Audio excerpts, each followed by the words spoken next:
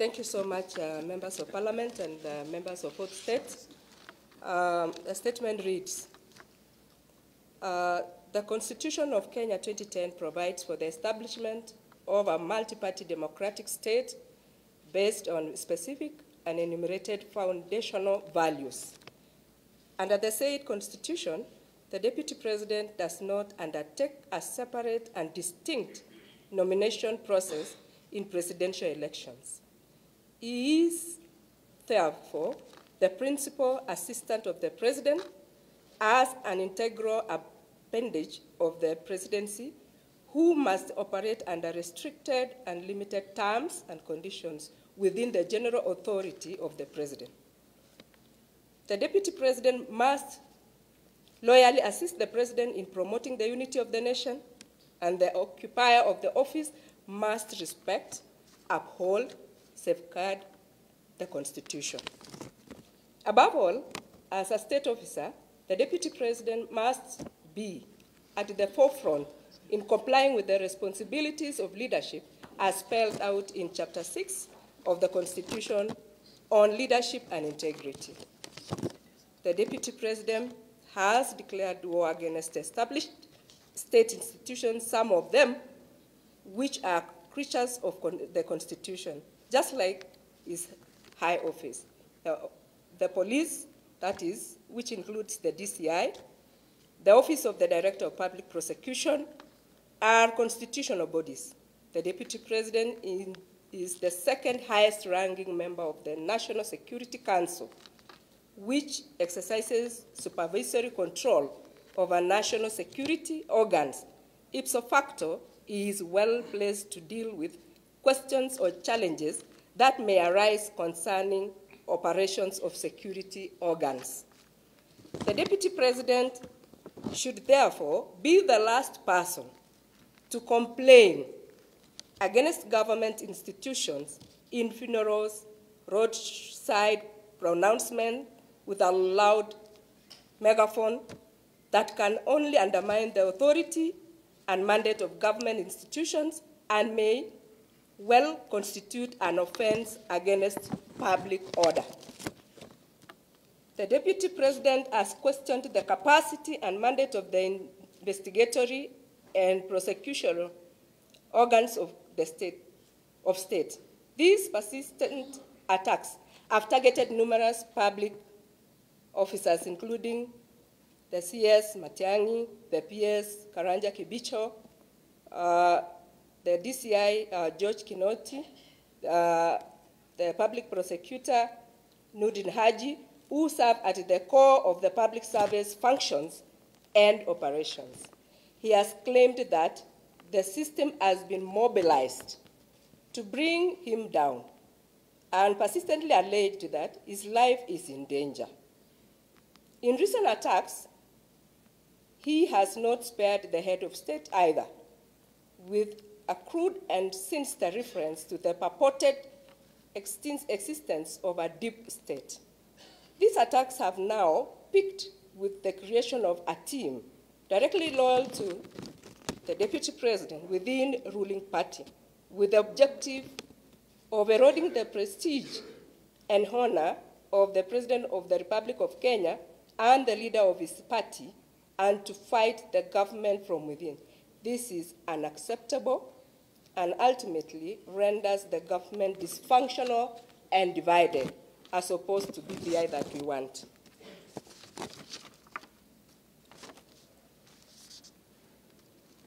The statement continues to say, there is an open war on the President and good governance. Last year, the President and Raila Odinga embarked on and launched a major initiative to fight against corruption and to build bridges leading to the exalted destination of a united and prosperous Kenya.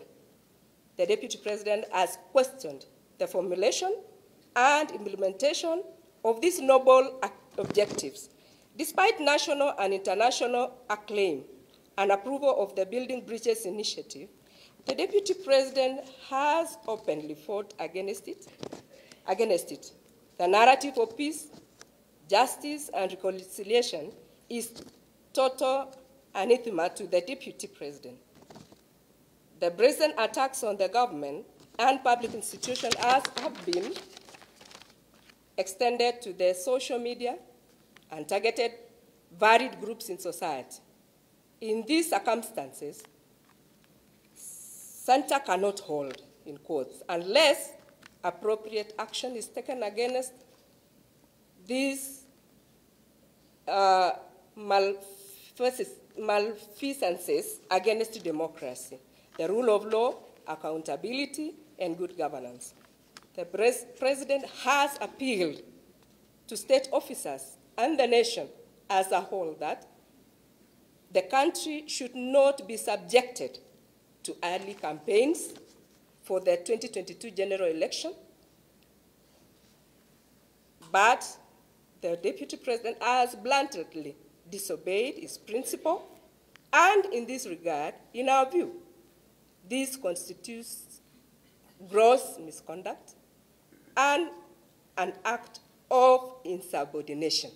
Thank you. Next reader. Yeah, thank you. The message continues, and I start off with the issues of integrity. The authority and respect of the government has been subverted by the integrity issues facing the Deputy President. In fact, the question of the rectitude and forthrightness of the Deputy President has always clouded the character of the Deputy President right from the beginning, as his public record has constantly been fraught with concerns and controversies about his ethical probity, ranging from the grabbing of public and private land to participation in fraudulent deals. The list is endless, but let us mention just a few. Start with the issue of the maize scandal. The second one is the issue of land grabbing, including the KCAA land, on which he has developed the Western Hotel. Remember, he also attempted to grab the land of Langata Primary next to it for parking for his hotel. The displacement of private citizens in Rift Valley, the Aro and Kimwarer dam projects. He sensationally claimed that no money was lost and that there was a legitimate expenditure of 7 billion for the projects by the National Treasury, which we know up to now to be untrue.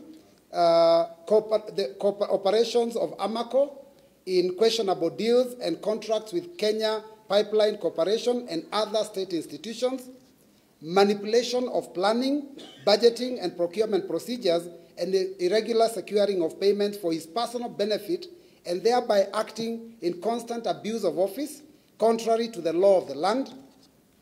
History of fraud, acquisition of unexplained wealth and unjust enrichment, arms deals and association with the underworld. The launching of ghost projects. The Public Accounts Committee has openly accused Ruto of launching ghost projects. He purportedly commissioned the Lower Nzoia irrigation project without the involvement of parent ministries and claimed credit for it. He does not launch the projects as an appropriate and official undertaking.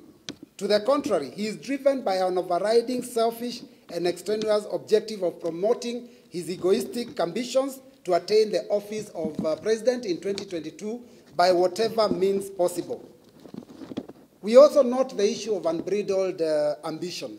The Deputy President is definitely guilty of public misconduct and grave malpractices and has not lived up to the oath of office that he subscribed to before assuming that office.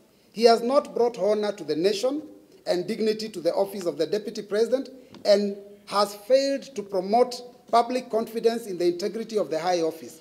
We are aware even in international media there is mention of his office on a constant basis in the recent past. He had rather rule Kenya than serve the people.